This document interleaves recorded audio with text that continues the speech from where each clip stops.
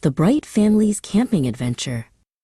The Bright family, Mom, Dad, and their son Leo, went camping for the weekend at Silent Lake. They were so excited for their outdoor adventure. They left on Friday and planned to camp for 3 whole days. Their car was packed with everything they could possibly need. The Bright family brought a big tent, lots of delicious food, and plenty of insect repellent to keep the bugs away. On Friday night, they had a wonderful campfire.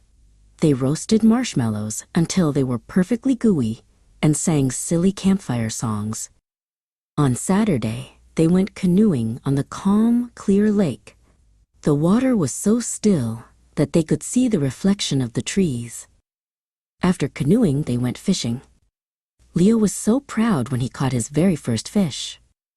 Later that day, they all went for a refreshing swim in the cool lake. The water felt so good after a long day of fun. On Sunday, they went hiking through the forest. They saw many beautiful birds, including blue jays and hummingbirds. The Bright family also saw many animals, like a mischievous raccoon and a busy squirrel. They didn't see a bear, which made Mom very happy. The Bright family had a fun and memorable vacation at Silent Lake.